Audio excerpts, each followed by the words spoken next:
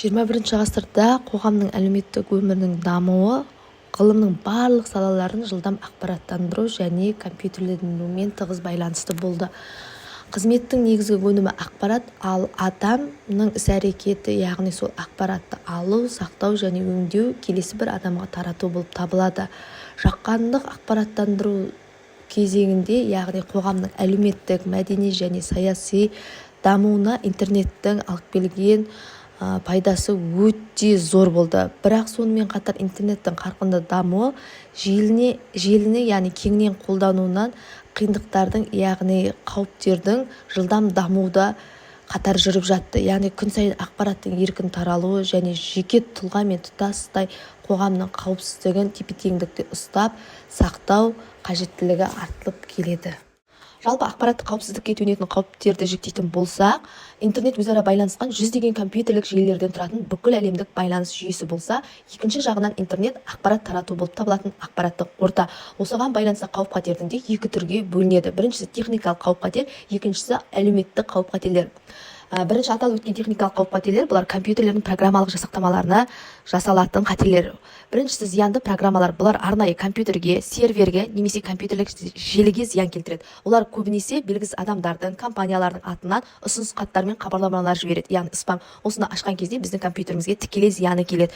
Екінші түрі ботнет. Бұл бүкіл әлем бойынша орналасқан зақымдалған құрылғылардың желісі. Яғни ботнеттер зиянды программаларды әртүрлі тәсілдер арқылы компьютерге жібереді, яғни боттар арқылы біздің программамызды жою үшін әрекеттер жасап бастайды. Үшінші түрі бұл дос шабуыл, ол компьютерді істен шығарады, бірақ ешқандай ақпарат ұраламайды. Сіздің компьютеріңіз істен шыққаннан кейін олар сіздің ресурстарыңызды пайдаланатын болады. Яғни ресурстар деп отырғанымыз бұлар жады, процессор уақыты, дискілік кеңістікті пайдаланады.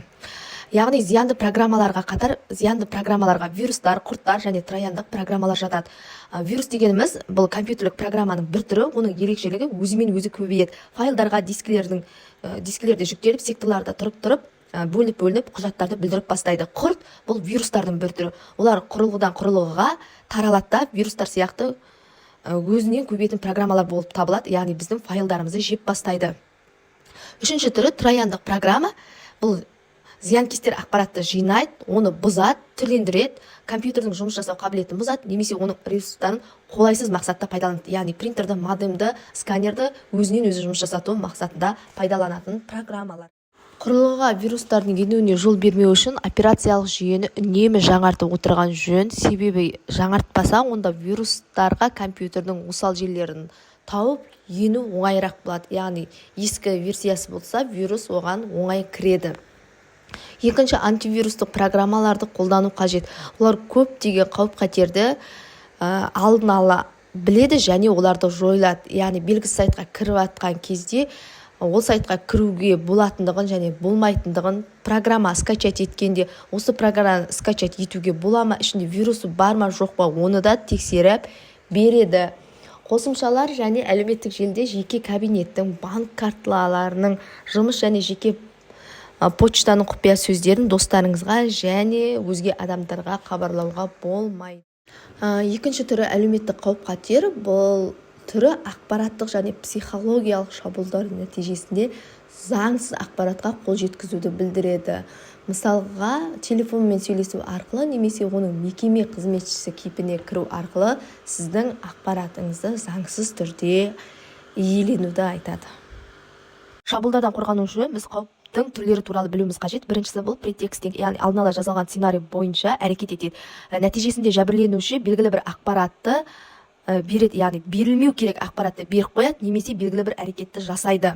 Шабуылдың бұл түрі әдетте телефон арқылы жүзеге асырылады. Екінші түрі кибербуллинг, бұл яғни желі қолданушысына зәбір көрсету, агрессия, қорқыту мазмұнында хабарламалар жіберу.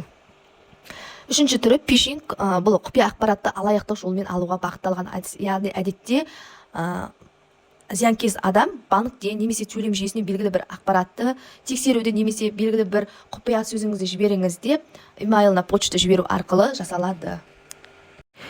спам мен фишингтік шабуылдарды болдырмау үшін почта мекен-жайын ортақ сайтта қалдырмаңдар. Яғни әлеуметтік желілерде, форумдарда түсініктеме жұмыстарын жүргізген кезде өз почтаңыздың ешқашанда паролін жазбаңыздар. Әртүрлі мақсаттар үшін бірнеше почта жәшіктерін пайдаланыңыз. Яғни бір почтамен жұмыс жасамай, бірнеше почта ашып жұмыс жасауларыңызға болады. Ешқашан спамға жауап бермеңіздер. Интернетпен жұмыс жасау барысында мына талаптарды міндетті түрде орындау ұсынылады. Құпия сөз пайдаланыңдар. Компьютерде құқықтар шектеулі есептік жазба атынан жұмыс жасаңдар. Деректерді шифрлауды қолданыңдар. Программалық жасақтаманы үнемі жаңартып отырыңдар. Яғни операционный системаны, антивирустық программаларды үнемі қолданыңдар және әрдайым жаңартып отырыңыздар. Желіде сөйлесу кезінде интернет этикасын міндетті түрде сақтаңдар. Ақпарат қауіпсіздігіне келесі қызмет түрлерін жатқызуға болады. Олардың алғашқысы цифрлық бедел, яғни интернет желісіндегі өздеріңді әшкерелейтін кез келген шынайы ақпарат. Бұл сіздің өміріңізге қауіп-қатер төндіруі мүмкін. Сондықтан да цифрлық беделді сақтау жөніндегі кеңестері. Бірінші, бұл профиль баптауларыңыздағы, яғни өздеріңіз туралы шынайы ақпарат толтырған кезде басқа адамдарды көрмеу үшін шектеу қойған жөн. Екіншіден, біреуге зиян тигізетін немесе оны ренжітетін ақпаратты жүктемеу қажет. Интеллектуалды жекеменшік дегеніміз адам ақылымен жасалған өзінің ойынан шыққан өнер табыс болып табылады. Мысалы, кітап, сурет, бейне материалдар сияқты түрлі түсті өнімдерді жатқызуға болады. Ал авторлық құқық дегеніміз ғылым, өнер, әдебиет саласындағы туындыларға деген интеллектуалды, яғни адамның өзінің интеллектуалынан шыққан жекеменшік құқықты айтады. Авторлық құқықты сақтау ережелері бұл мәтіндерді көшіру кезінде мақаланың авторын көрсету қажет, яғни сілтеме беру арқылы ютубына немесе жазалған мақаласының сайтына тек жарияланған шығармаларды пайдалануға рұқсат етіледі. Егер қандай да бір жарияланым саған қажет болса, бірақ сайтта оны қалай пайдалануға болатындығы туралы нұсқа болмаса, оның авторына немесе сол веб-бетті жасаған көмекшісіне хабарласқан жөн.